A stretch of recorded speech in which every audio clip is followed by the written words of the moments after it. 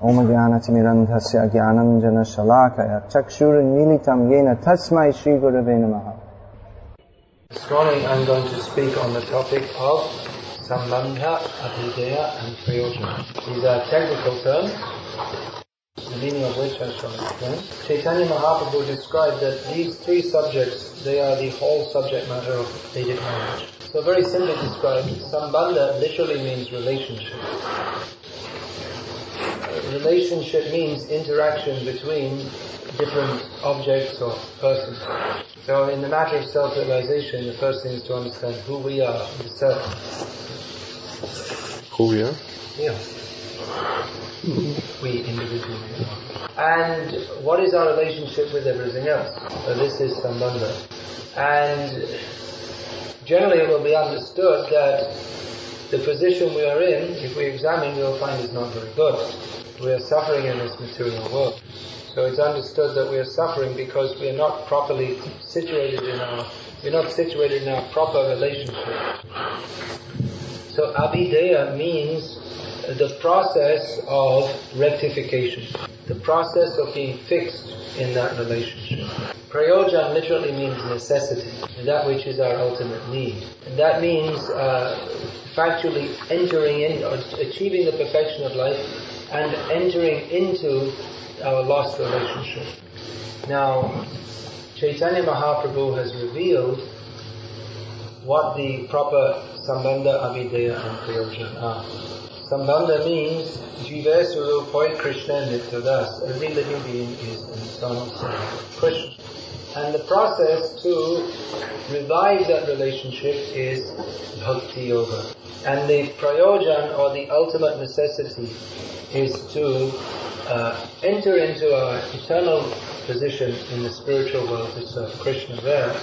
And particularly Chaitanya Mahaprabhu has revealed that the highest position of spiritual servitorship is that serving Krishna in his Leelas in Vrindavan, and Chaitanya Mahaprabhu has especially revealed the glories of Gopi's service of Krishna and the very special position of Srimati Radharani. So much so, her position is so special that for the Gauriya Vaishnavas, they even consider in the topmost level of realization that the service of Srimati Radharani is even more important than that of Krishna. So the first thing to understand is Sambandha, what is our relationship. If we don't understand what is our relationship with the Supreme, then the Abhidheya, the process to attain that, will not be properly executed. And then certainly the Prayojana, or the ultimate necessity of attaining that position, will not be possible to acquire. So according to our understanding of Sambandha, Abhidheya and Prayojana, that follows according to whichever philosophical system one follows. Now please turn to this practice. Just like the Mayavadis, they think that our Sambandha with reality is that I am reality. The Mayavadis? The Mayavadis think that what is our relationship with reality? They think I am reality. I am one with everything. So that is their misunderstanding of Sambandha. And therefore their process to realize that is also based on that. Traditional Mayavadis, they will take sannyas. Anyone who's going to actually follow Shankaracharya in his spiritual teachings, or the so-called spiritual teachings of Shankaracharya, they should take sannyas. That's where his teachings begin. So then one should execute austerities and study the Vedas.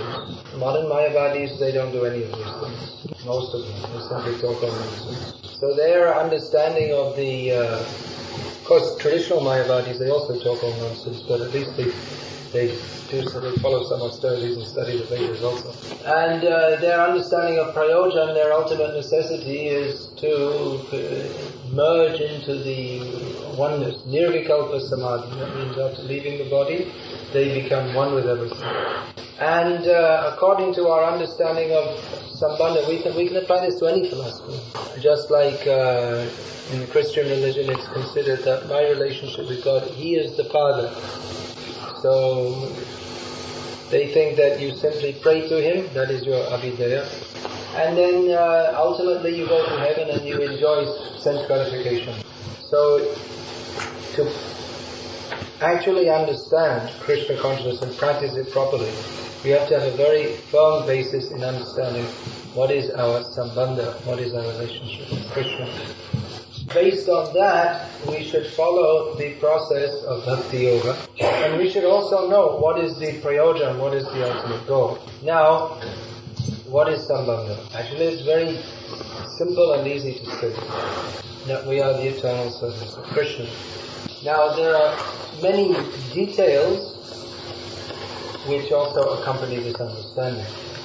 There are many details which are given along with this because we tend to be confused in so many ways. If we are to understand that we are the eternal servants of Krishna, we have to know clearly what is our position, what is Krishna's position, and what is the relationship. Because, just for instance, we may be under the delusion that Krishna is very great, and demigods are also very great. We don't understand clearly what is Krishna's position as the Supreme Personality of Godhead. And what does that mean, that our relationship is one of eternal servants of Krishna? That means not like a paid servant. Again, we'll find that idea, it's in Christianity, for instance, it's almost like the idea that we're servants, but we're paid servants. Because a paid servant, he does service at the time he has to, but then when he's free, he doesn't care at all about the master. He just takes the money he got from serving him and does whatever he wants. Just like if you work in a factory, you go to the factory from, say, 9 o'clock in the morning till 5 o'clock in the evening, and then you get some money, you come back and you do whatever you like, and your relationship with the factory owner is that you take money from him. You don't really care for him personally. So like that, if someone, it's my duty, I have to go to church every week. So that's what I have to do for God. And God has to bless me. So there's no... That's a formal approach to servitude to God. But love for God means to be... just like the gopis said about themselves, we are Shulka Dasika. We are unpaid servants. Prahlad Maharaj also, he protested to Nrsimhadev. Nrsimhadev offered him, what benediction do you want from me? Prahlad Maharaj said, I didn't serve you to get any benediction. I didn't approach you in the manner of a merchant. Sitting again with his back to the Buddha. In other words, in devotional service of bhakti means to serve the Lord with the attitude of love. That we simply serve Him because we want to serve Him out of love, not for getting any benediction in return. In other words, we have to understand that He is the supreme enjoyer. Because in material consciousness, we have a very strong tendency to say that I am the enjoyer. So unless we understand very clearly that we have to give up this enjoying mentality, then we may be performing bhakti following the rules and regulations, but actually not properly advancing in bhakti at all. We may be doing all the activities of bhakti yoga, but in our hearts we're still thinking how I will enjoy it. We see sometimes devotees, they serve Krishna for some time, but then when there's some problem or things become very difficult, then they go away and they stop serving. So this means they didn't properly understand their position as an eternal servant of Krishna. They were serving as long as everything's nice and comfortable, I will serve. And then if it becomes too difficult, then I won't. So pure devotional service means to serve Krishna without any personal motive. Personal motives, they may be of various kinds. There are gross that give me some money so I can enjoy life better. I need a car and a house and so many things you have to give me. But these are very gross material desires, which I would think most of the devotees coming to ISKCON, they're not coming with such gross motives. But Maya can be very subtle also. So even if someone comes with the motive that let me come and serve Krishna in pure devotional service, someone may come with such a motive, and they may very sincerely serve Krishna. But as a result of their sincerely serving Krishna, others start to notice and praise them. So when one is praised, that acts like an intoxication. What is the effect of an intoxication? It makes your head spin, and it gives a feeling, oh, this is very nice. But ultimately, it is not for our benefit, rather the opposite. But people become addicted because of that sensation they get. It's a sensation, euphoria. So in the same way, praise, it makes your head spin. Oh, someone is praising. Oh, how wonderful. Very pleasing. It gives a euphoric feeling. But what is happening is that someone is being praised for being a sincere devotee, but sincere devotee means what? That he's acting not for the pleasure of himself, of his senses, but for the pleasure of Krishna. But now he's enjoying this praise, and one can become addicted to the praise. So much so that he goes on performing devotional service, but instead of doing it sincerely from his heart for the pleasure of Krishna, he's doing it in such a way that others will think he's doing it for the pleasure of Krishna and thus praise him. He's making a show. The subtle change of consciousness between doing it for Krishna's pleasure and doing it so that others will praise him, he may not even notice how his consciousness has changed. Just like if you're getting addicted to something, you might not even notice. Maybe someone, every evening after coming home from work, they start to drink 1 glass of wine. And they think there's no harm, it's only 1 glass. And then they start to think, well, this wine is quite nice, I think today I'll take 2 glasses. And then the next day, he thinks, well, I'll take 2 glasses today also. Wine is good for health. He starts to think, I think I'll take a glass of wine before I go to work also. No harm, only 1 glass. So he doesn't notice, gradually he becomes an alcoholic. And someone who was previously a normal, respectable citizen is now wandering in the streets, looking in the bins for some empty bottles to sell and get some money to buy some alcohol. There are many such stories of people who are just living in the streets and sleeping on the bench and drinking, and drinking. Who they were previously well-to-do businessmen. So similarly, one may be a respected devotee, performing devotional service very nicely, but then gradually he becomes addicted to being praised. Chaitanya Mahaprabhu mentions Lad, Puja, Pratishtha, Jata, Upashaka. These 3 very subtle attacks of mind: profit, adoration, and distinction. So adoration and distinction, puja, pratishtha, they're more or less the same. Love is also by performing devotional service, one has the opportunity to get some money. Just like, for instance, one may be collecting money for Krishna's service, and you're quite good at collecting, and you start to think, well, I'm also serving Krishna, so I need a little money also. So what's the harm if I take a few rubles here and there for my personal needs? So once this attitude begins, and then he comes to the point where he's making money and keeping all the money for himself. So Maya can attack in these subtle ways and destroy our Krishna consciousness.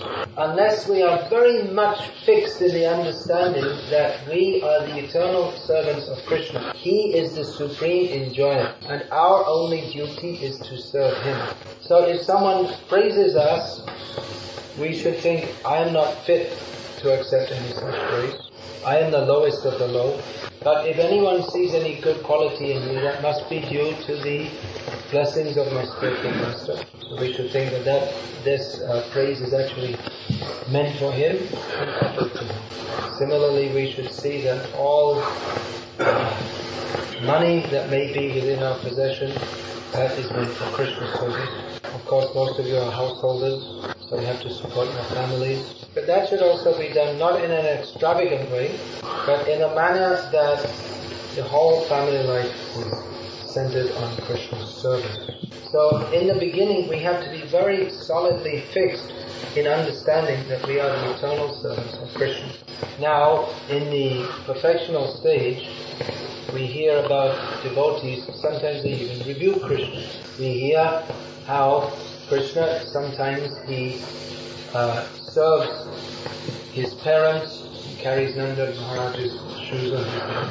Krishna sometimes may massage the feet of Srimati Radharani. But Krishnadas Kaviraj Goswami has explained in Sri Chaitanya Charitamrita that how devotees who are in this topmost position that they can accept service from Krishna, how are they situated in such a position? Because they all have an extremely strong mood of service to Krishna. And service to Krishna, this is the basis of all devotees' devotion. It is not that because Nanda and Yashoda are in a socially superior to Krishna that they are not servants of Krishna.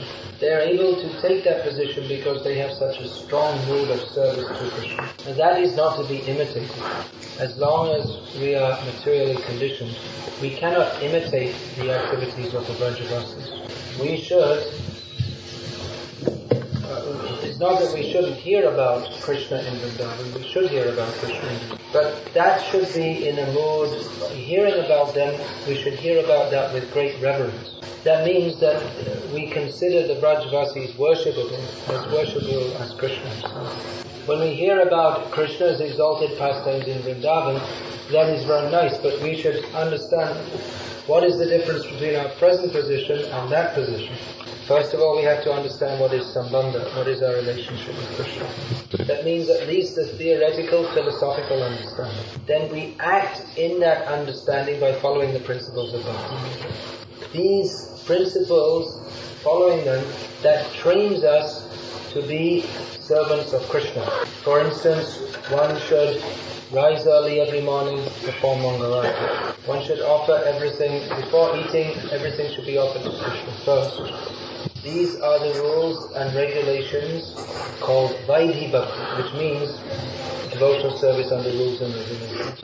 These train us in the position of subservience to Krishna. When a devotee is fully perfect, then he doesn't have to follow all these rules and regulations. Because naturally, spontaneously, he's fixed in the consciousness of doing and saying and thinking everything in a mode of service to Krishna. If someone is fully fixed in that consciousness, then he is fit to follow the raga marga, or the path of raga means the path of attachment. Now, if one is not properly attached to Krishna, then if he tries to follow that path, then he won't actually get the result. It requires some particular qualification to enter into. So therefore we have to follow the rules and regulations that will train our consciousness, that will mold our consciousness so that we have attachment to Krishna. Now our aim is to enter into the groves of Vrindavan to serve Krishna. That is one way of mentioning what is our Prayojana, our ultimate necessity. But actually many of our acharyas, they don't pray like that. They do pray like that, but they also pray that Gopi Bharata Padakamalaya Dasu Dasanu Dasaha. I simply want to attain the position of the servant of the servant of the servant of Krishna, who is the maintainer of the Gopis. Bhaktivinoda Thakur, for instance, prays Kita Janma Hau Jata Tuadas Chatur Mokka Brahma Bahimokka Brahma Janme Nahi Mora Ash. He prays that, let me be born as a worm in the house of your devotee, but I don't want to be born even as Brahma if I'm inimical to you, Krishna. So sometimes devotees, they don't pray, or they don't fix their aspiration to enter to that of entering the groves of Vrindavan. But they make their aspiration, let me be the servant of the servant of the servant of the servant of the pure devotee. So actually these two are the same, but there's a different emphasis. Because if one has the mood of being the servant of the servant of the servant of the servant of the servant of the devotees, then only he can enter into the groves of Vrindavan and serve Krishna. But if one thinks, I will enter the groves of Vrindavan, and he emphasizes much on that, but doesn't really understand what the qualification is, then he can never actually enter. Yes, I would like to go, I will be a gopi, I will enjoy myself there with Krishna. Do you see the difference between the consciousness? Because as long as we have this, even a trace of the enjoying mood in our consciousness, even if we hear about the pastimes of Vrindavan, then we may think, I would like to enjoy myself there. So we should understand that that is our ultimate goal, to enter Golok Vrindavan and serve Krishna there. But we should also be realistic and understand what is our present position. That here we are in very near-fight position, and we can't just gate crash into Vrindavan. This word gate crash that comes in English, that means that forcibly enter. So forcibly enter, just like in some stadium, you're supposed to buy a ticket and then you can enter. But gate crash means you forcibly go inside without buying a ticket. So we can't think that I will force my way into Vrindavan. In material life, we may sometimes try to force our position. Maybe a gang of people will come and force their way into someone's house and forcibly take away all the possessions. They think we are very strong, who can stop us? We cannot force our way into Vrindavan.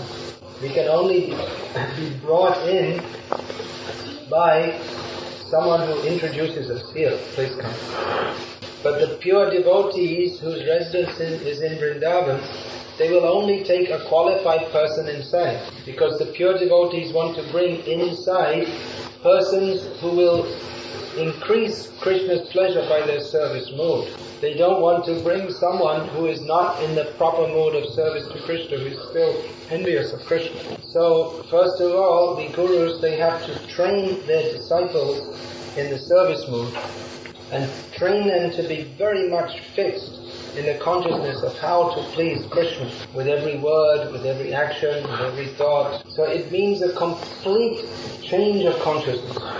That's why it's not at all realistic that persons who are coming from material life, they should be immediately introduced to all the intricacies of Radha Krishna Lila. First, they have to be trained to understand that they are the eternal servants of Krishna.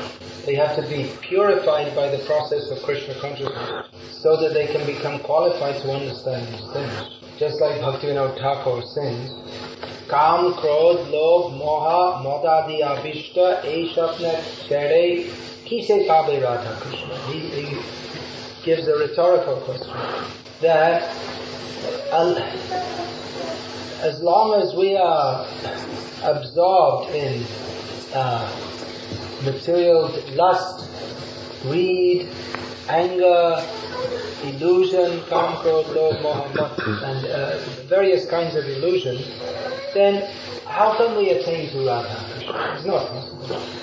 So, Prabhupada many times said that Krishna consciousness is a science. Not only Prabhupada says, but we'll find throughout the Shastra it's stated as such. Jnana Vijnana Sahitam Yat Gyatva Moksha Se Shubha. In Bhagavad Gita, Krishna tells Arjuna, I will now explain to you this knowledge and this science of Krishna consciousness, by knowing which you will be freed from all inauspicious things. So science means that it's a very realistic process. Sometimes we have this idea that spiritual means some kind of mysticism. Simply the guru touches you and you feel trembling throughout your whole body, and then you collapse on the ground and then you get up and you're self-released. These are fairy stories. Reality is that Guru teaches you a very practical process by which one can become gradually purified. Science means that results are predictable.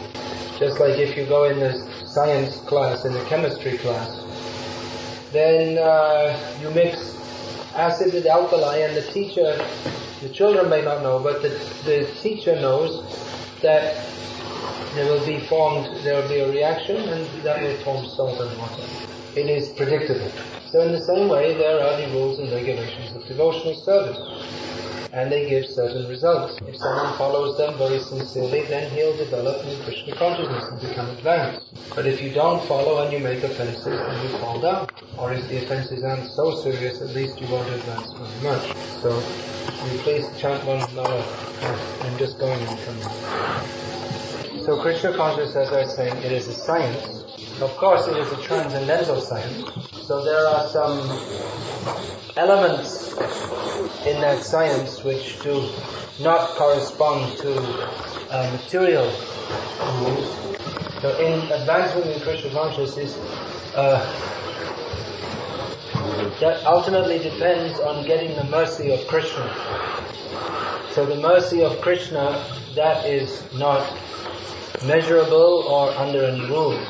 Krishna can give his mercy to any person at any time and any place without any precondition. However, following the principles of Bhakti Yoga prepare us to become favorable candidates for receiving Krishna's mercy.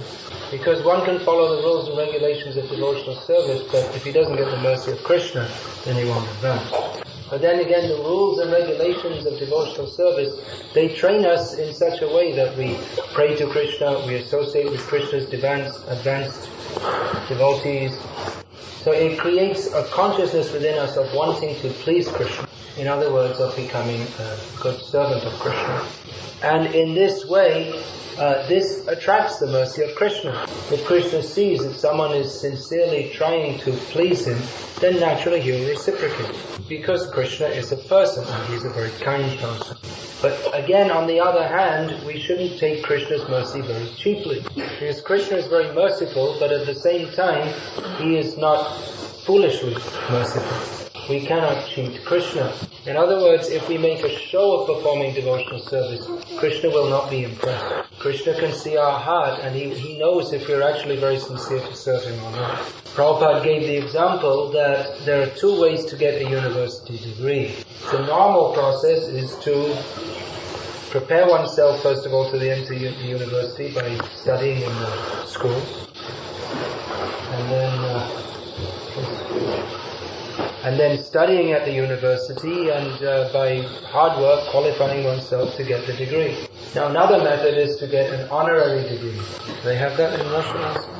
Not exactly. It's very common anyway. Yeah. It's like Nelson Mandela got it. Yeah, but you can become like... Thatcher got it. Degree means they can make you like professor, honorable professor, but not like master or bachelor.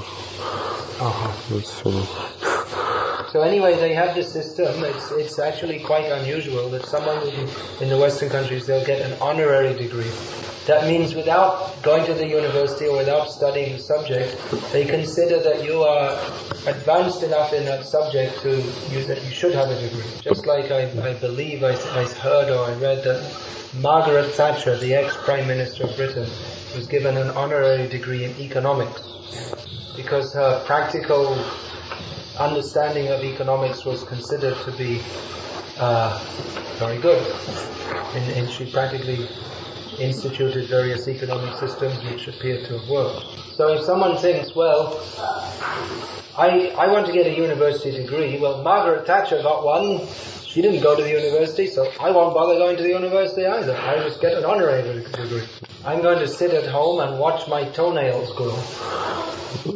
And they'll give me an honorary degree. They gave Margaret Thatcher, they should give me also. So you'll get something else from the government. An honorary journey out into the street. Because if you don't pay your rent, then you'll have to watch your toenails growing from the vantage point of the pavement. A man makes his own destiny. This is true to a large extent. Man is the master of his own destiny. Ultimately, God is in control, but He awards us results according to our activities. So Krishna has given this process of Bhakti Yoga. So if we think, well, I don't need to follow it, yes, I'll just take a high jump into Vrindavan, then that's actually being offensive to Krishna. We're not following the process that Krishna has given us. We think we know better than Krishna. We're what's the word? We think we know better than Krishna. And we're arrogant. So Krishna, He doesn't respond to that. He responds he kicks you out. So if someone is in a very neophyte stage and they haven't bothered to take the trouble of purifying their consciousness, and they try to talk about Braja Bhakti and all these things, it will just be a show. They won't actually make a show. And they will take it as some nice stories that I can enjoy. And they'll hear so many stories, some very mixed up stories, but they won't know what is the difference between bona fide ras and what is not. And in this way they will be displeasing to Krishna. So I'm of course discussing this in a little detail because this has, among the devotees in different parts of the world and to a large extent in Russia, this premature predilection with rasa bhav has become quite prominent. So yes, we want to understand what is the rasa of Krishna, what is the bhav, and all these things. But we should know that this bhav, what is that bhav, that feeling for Krishna, that is based on a very, very strong mood of only simply wanting to serve and please Krishna. When one is completely free from the mood that I shall enjoy, then he can approach Krishna to act for his enjoyment. So sometimes people may say, well, why should we bother with all these lower stages? We'll immediately go to the higher stage. And they may talk about very high intimate pastimes. And we may think, oh, they're very advanced, they're talking about very intimate pastime. But it is ridiculous. Because in many cases they don't even understand the basic philosophy of Bhagavad Gita, in which Krishna teaches us to distinguish spirit from matter and on that basis to fully surrender to Him. So they're talking very high things, but they're only talking. And they may think they're very advanced. But actually, if one thinks he's advanced, then he's not advanced, because a real devotee thinks that I am the most fallen. Srila Gorky Das Babaji Maharaj gave an example. That a woman can start to scream as if start to make noises as if she's experiencing the pain of childbirth. And she'll be, oh, and people will think, oh, she's giving birth to a baby. But if there's no baby in her stomach, she can go on screaming like that, but no baby will come out. So you can talk Radha, Krishna Bhav and so many things, but if you're not actually situated in that position, then it's just like a woman screaming as if she's giving birth, but there's no baby. That is why the Gorky Das Bhaktivinoda Thakur, Gorky Das Babaji Maharaj, Bhakti Siddhanta Saraswati Thakur, and our own Srila Prabhupada rejected such people as cheaters. They are good, we can say they are good gurus. They say you have to get a guru on a very higher level who can bring you to the highest level. They say one has to have a guru on the very highest level who is absorbed in Radha Krishna Bhav. But one who's actually absorbed in this way, will he teach newcomers who have no idea even how to hold the beads in their hand?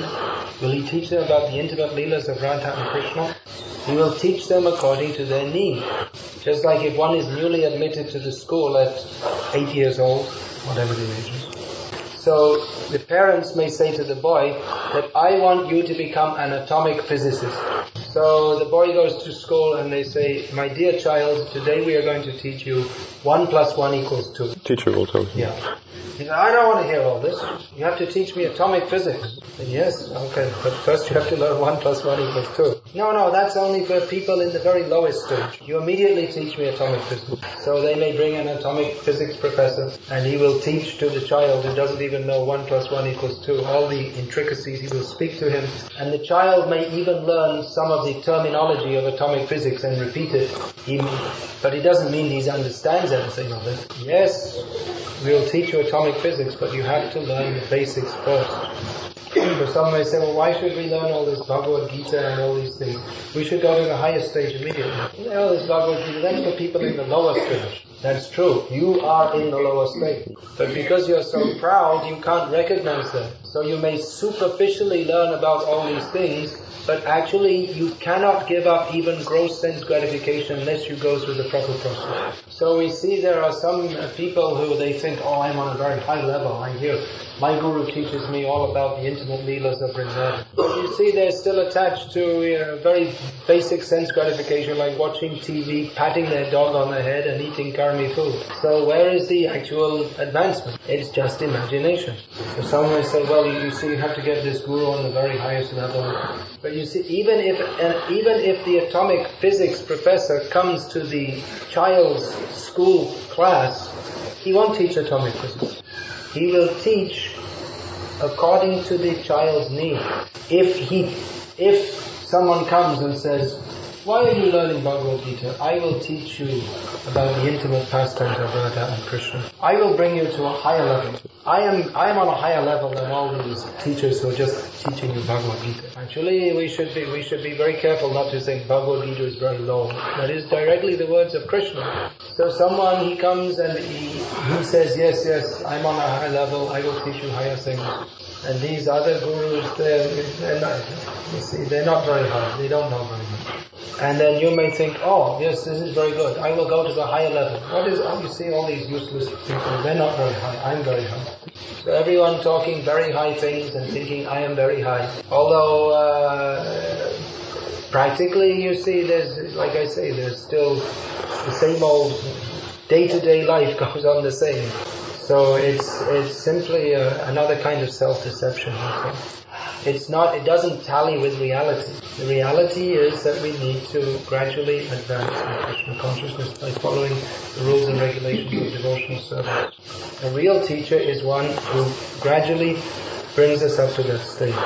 So we may think that, well, if I don't learn about all these things, then how am I going to get there? I might get stuck just on the very basic stage. But we should have faith that our acharyas are not cheating. Prabhupada said that do not think that this dancing and chanting will not bring us to the perfectional stage. It will. Prabhupada said that if you chant 16,000 rounds, follow the 4 regulated principles, you'll go back to Godhead. And practically we have seen many devotees who have followed this process. It seems pretty clear they've gone back to Godhead. Many of my god brothers and god sisters and god nephews and nieces have, after serving Krishna in this very realistic way for many years, passed away from their bodies in very auspicious circumstances, with devotees all chanting themselves in very clear consciousness. And it seems highly likely they've gone back to Godhead, back to the lotus feet of Krishna. So if we try to please Krishna and we serve the Vaishnavas and we chant Hare Krishna, Krishna will bestow His mercy upon us. If we serve Vaishnavas? If we try to please Krishna and we serve the Vaishnavas and we chant the holy names, Krishna will be merciful. Hare Krishna, Krishna Krishna, Hare Hare, Hare Rama, Hare Hare. Prabhu bole lam e maha mantra yaha japa kiye shabe kore bandha. Aha hoite sarva siddhi hoive shava sarva kankahanam vidhinaya. Chaitanya Mahaprabhu said, I have just told you the Maha Mantra. So Chaitanya Mahaprabhu said, everyone should chant this following the rules and regulations of devotional service. Chaitanya Mahaprabhu said, by this process, this chanting, this will give all perfection to everybody. Therefore you just chant Hare Krishna all the time. This is sufficient. There's no need to dance. So sometimes it may seem it's difficult to perform devotional service, mostly because of our own mind. So many funny ideas come in our own mind.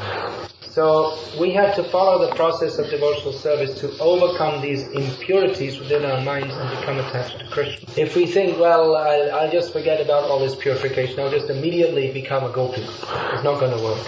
By imagination it doesn't work. By making a show it doesn't work. Another time one man was brought to see Gaur Kishore Das Babaji Maharaj. He was famous as a very great devotee.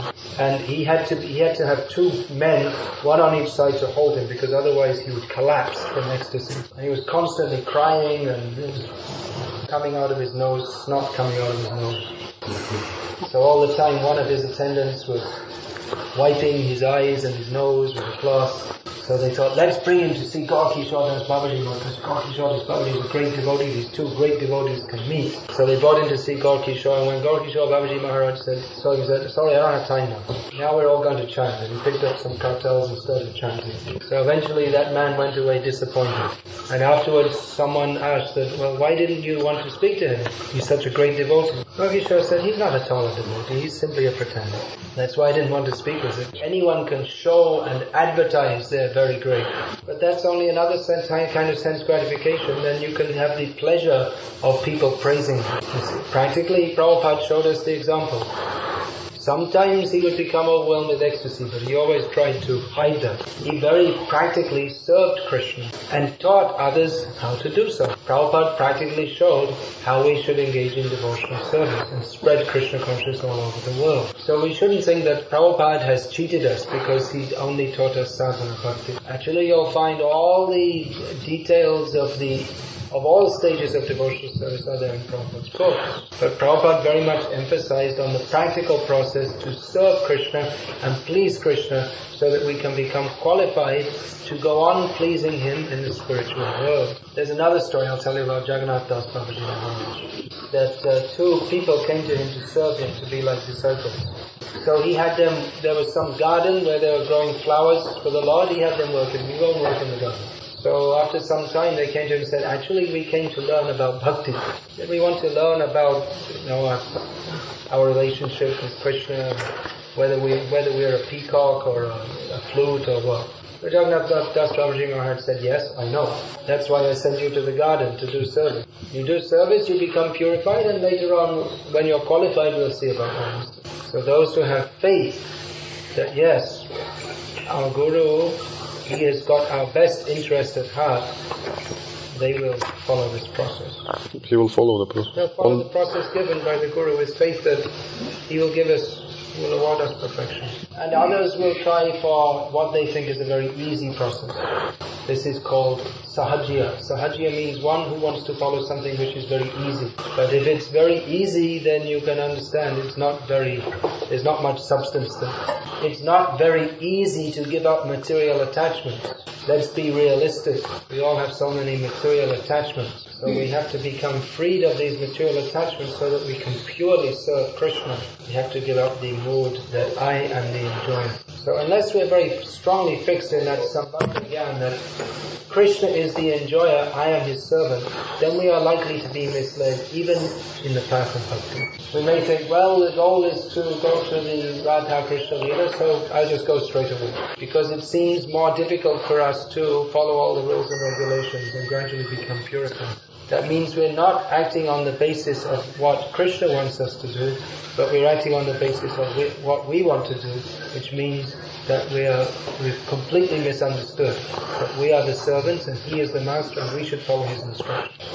So we should go forward confidently in bhakti, but very carefully also. Confident because we know that we're under good guidance, we're on the proper path and we're under good guidance. But carefully also knowing that a slight deviation can mean that we'll slip off the path.